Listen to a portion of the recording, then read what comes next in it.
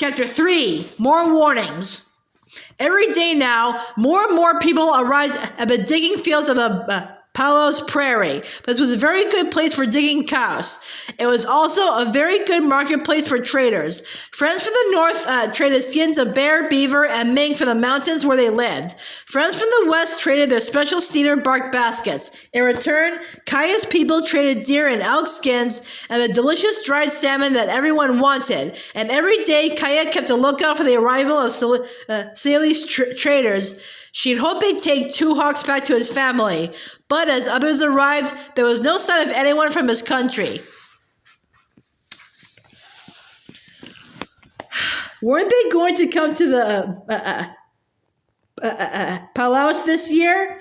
Kaya visited Lone Dog and her pups every day. Often as she approached the nest, she found Lone Dog sitting beside it, gazing in her direction. The dog seemed to be waiting for Kaya now, and sometimes it seemed to her that the Lone Dog smiled as she ran back as she ran the back of her hand along the dog's muzzle. "You know I want to be your friend, don't you?" Kaya asked quietly, and Lone Dog wagged her tail as if to say, I want to be your friend too. One morning, when Kaya was coming back from visiting Lone Dog and her pups, she heard the crier calling out that a new trader had arrived. He had come from far away, where the big river flows into the sea. Quickly, Kaya's grandfather, dressed in his best hide shirt and leggings, wrapped his deerskin robe over his shoulder and went to meet the man. Her grandfather was a shrewd trader. He took with him kamas cakes, buffalo hides, and bundles of tules, things that people from the coast would be sure to want.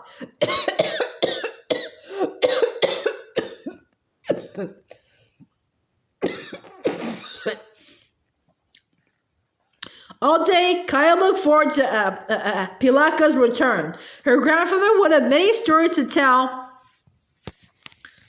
and he might have heard something about speaking rain. Slaves were sometimes traded to other tribes. Could her sister have been traded to people from the west? Pilaka didn't write back for a long time. When he did, there were big packs tied onto his pack horses. Two Hawks was helping Kaya's father coil up hemp rope for trading. Tota and Two Hawks hurried with Kaya and the others to crowd around Pilaka. Tota motioned for everyone to be seated. Then Pilaka opened up a pack and showed them what he gotten in trade with a man from the coast. First, he handed around a few special beads he gotten in exchange for a fine buffalo hide. Kaya held one of the precious beads in her palm. It gleamed a deep blue, as if she held a piece of the evening sky. Oh, it was beautiful! Kauta held up another blue bead to the light, but instead of smiling, she frowned. "Those beads are a lovely color," she said slowly, "but I think our bone and shell beads are best for our clothes. I like the old ways." "For you, old is always better," Pilaka teased in his deep voice. "Old ways are safe ways," Kauta said stubbornly. Pilaka took a very small pouch from his bundle and placed it in her lap. "Then here's something that will please you," he said. Kauta opened the pouch and lifted out a strand of glistening Dentalium shells. As she held up the valuable shells for everyone to admire, her face lit up like sun shining after a storm. "You did well," she said to Pilaka. Brown Deer's face was alight too. "Some of those shells would be beautiful on a dress," she exclaimed. On a dress for a young woman who hopes to marry soon," Kauta added with a smile. "These shells are just the decorations we need." The trader told of many beautiful new things, Pilaka insisted. He told of cloth dyed the brightest red he'd ever seen. Kauta's eyes grew wide. "Where did he see bright red cloth?" she demanded. The trader said men in huge boats, men with pale hairy faces, had such cloth, Pilaka admitted. Kauta folded her arms over her chest and drew herself up tall. "Listen to me. I want to tell you something," she said in her most serious voice. Tota gestured for everyone to pay attention. Kaya and Brown Deer put down the beads. The twins stopped whispering to Two Hawks and turned toward their grandmother to hear what she had to say. When Katsu had everyone's attention, she began to speak. One night not long ago, I had a vision. In my vision, I was holding a piece of bright red cloth. Then, as I held it, the red cloth vanished, and my hand was red with blood. She turned to her husband. My vision is a warning. Harm will come to us from the men with pale faces. Kaya shivered. Her grandmother had told them her visions before. They were given to her so she could help protect the people. Pilaka and Tota nodded solemnly. They always repeated Katsu's visions. But out of the corner of her eye, Kaya saw two hawks turn to look at the arrival of more new traders riding by with their many pack horses. After a moment, he jumped to his feet. Sit, Two Hawks, Tota said sternly to him. Pay attention to your elders. Two Hawks said again. Kaya could see that he was trying to be respectful, but he was almost too excited to hold still. Tell us, Pilaka said. What's troubling you? I think those chairs are Salish, Two Hawks said. They're hauling high TP covers like my people use, and I think I recognize a big black horse. Maybe those men know what's happened to my family. Can we follow them? Tota stood up right away. Get your horse, he told Two Hawks. Kaya, come with me on my horse. Let's see if these men are Salish. He put his hands on Two Hawks' shoulder. If they are, we'll trade this boy to them for a worn-out moccasin. That would be an even trade, wouldn't it? Two Hawks grinned at Tota's joke. But his glance caught Kaya's, and his smile dimmed. She saw that he was very happy, and also a little sad. Of course he wanted to get back to his home again, but now he felt at home with her people too. The traders were setting up their camp on the eastern side of the clusters of teepees. Tota signaled a greeting to them as they rode up, but Two Hawks reined in his horse and circled around behind Tota as if he were feeling shy. A young trader stepped forward, shading his eyes against the setting sun. Tota threw in the words, "This boy is Salish. Do you know him?" The trader squinted up at Two Hawks, and he beckoned for him to ride closer. After a moment, the trader shook his head. It had been a long time since Two Hawks was taken captive, and the man didn't recognize the boy. But Two Hawks recognized him. He slipped off his horse and ran to the young man. Two Hawks threw his arms around the man's waist and pushed his forehead against his broad shoulder. Then they were both laughing and talking at the same time. When Kaya and her father joined them, Two Hawks turned to them excitedly. "This is my uncle, my mother's brother," he cried. "He says my parents are alive and well. My sisters are well too. He'll take me home with him." "Tots," Tota said. Two Hawks asked your uncle to share a meal with us. We have much to talk over with him. Ita prepared a meal of cow's mush, berries, and deer meat. Afterward, the men talked. Because Two Hawks spoke both Nimipu and the Salish language of his people, he acted as interpreter. Sometimes they used sign language too. Kaya closely followed what they said. Two Hawks told of his time as a slave of enemies from Buffalo Country, and of his and Kaya's escape, and how Tota had found him on the Buffalo Trail. Young Uncle told of everything that had happened to Two Hawks' family while he was gone from them. Tota made plans to join some Salish men to hunt buffalo in their country to the east, and they agreed to meet again the next day to trade with each other. Then Tota asked about Speaking Rain. Had young Uncle seen or heard of his little daughter, a blind girl? She'd been a captive too, but she might have escaped or been traded. Was there any news of her? Young Uncle frowned sadly. I have not heard of the girl you describe, he said with his hands. Kaya clapped her hands tightly to keep from crying, but now Two Hawks turned to look her in the eye. You helped me and brought me to my family, he said to her. I give my word that I'll try to find your sister and bring her to you. Kaya blinked back her unshed tears. Two Hawks was her friend after all. Katsu Yao Yao, she said to him gratefully. Then Two Hawks and young uncle spoke together for a little while. Two Hawks turned to Tota. My uncle gives you his pledge too, he said. When it's time for salmon fishing at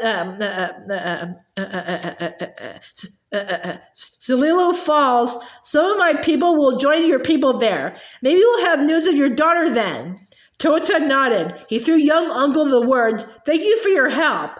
Kaya glanced at her mother. Ita sat with her head bowed, her lips pressed tightly together. Kaya saw the sadness in her father's face too. She understood that to lose a child was a terrible thing, and to lose a sister was terrible as well.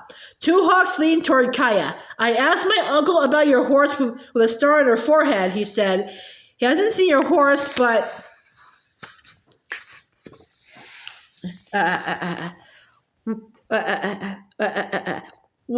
We'll be on the lookout. Katsu Yao Yao, Kaya murmured a second time, but she got to her feet and moved away from the others. All the bad news she heard tore at her heart, and soon Two Hawks would be leaving too. Where could she find comfort? She knelt beside her sleeping place and slipped Speaking Rain's buckskin doll out of her pack. As she clutched the doll to her chest, she felt a Lone Dog. She remembered how Lone Dog had licked Kaya's hands when she visited her that morning. So Kaya took the doll away again, put some scraps of food into her bag, and headed toward the hillside where Lone Dog had her den. As Kaya came near the den, she called softly, Here I am, girl, I'm back again. She saw Lone Dog's gold eyes watching her, then the pale tip of her wagging tail. Kaya knelt and parted the grass in front of the nest. The puppies were sleeping in a heap by their mother's side. Lone Dog lifted her head, pricked her ears, and gazed long and hard into Kaya's eyes. Are you telling me, you know I'm sad? Kaya asked the dog softly. She placed the food into the nest, and Lone Dog ate without getting to her feet, as if she didn't want to disturb her sleeping pups. After Lone Dog had eaten, Kaya leaned closer and stroked the dog's ears and the soft fur under her jaw. She sank her fingers into the thick coat on her back and scratched. You'll always let me touch you now, she said to Lone Dog. Would you let me touch your puppies? You know I won't hurt them. I'm their friend too. Moving slowly, Kaya gently stroked the largest pup's warm head with her fingertips. When Lone Dog growled her away, panting lightly, Lone Dog looked on calmly. Then, as Kaya watched, the pup's eyelids parted for the first time. His milky blue eyes seemed to be looking right at Kaya, but she knew he was too young to see her yet. That unseeing gaze reminded Kaya of her blind sisters, and she remembered the lullaby she had Speaking Rain loved so well.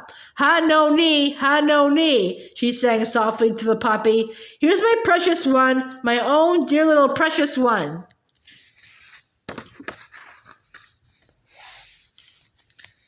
As Kaya sang, the other puppies began to stir and whimper, crawling against their mother, wanting more milk. Kaya watched the peaceful scene, the ache in her heart easing. She'd been right to come here. Crack! A stick broke. The long grass bent down and rose again.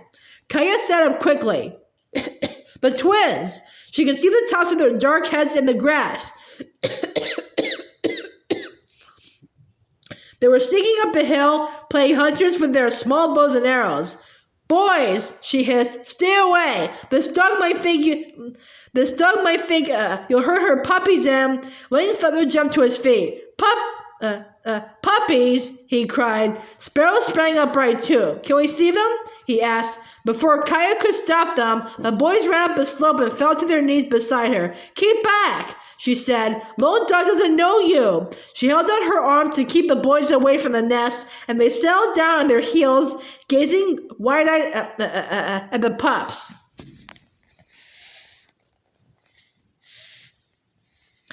Ha no ni, Kaya sang softly to the puppy.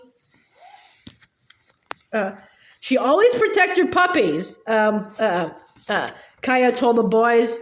I'm not sure she'll trust you. If they came too close, would the dog threaten them with a growl, or lunge at them as she had at Snow Paws? But Lone Dog didn't seem at all worried by the little boys. Her gaze took them in, then returned to Kaya. Brown Deer had said Lone Dog might have been a child or nipped at a baby. Surely Brown Deer is wrong, Kaya thought. Lone Dog knows the twins are no danger to her pups. Sparrow was inching closer to the nest. He reached out toward one of the pups, but Kaya caught his hand in hers. You mustn't touch them, she said firmly. Why not? Wayne Feather asked. Dogs like to be petted. Kaya thought for a moment. Lone Dog wasn't like the other dogs. Kaya had come to trust Lone Dog, but others thought she might be dangerous, and Kaya couldn't prove that they were wrong. Her grandmother had warned her to be cautious around the dog, and Kaya must take good care of her little brothers no matter what. Listen to me. I want to tell you something, she said to the twins.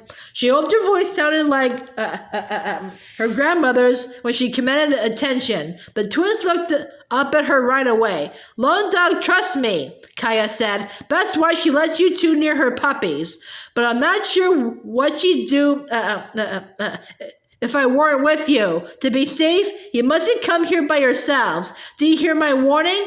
She looked right into their eyes. After a moment, the little boys nodded. Tot, she said to them, don't forget what I told you. Now come with me. We need to get back to camp.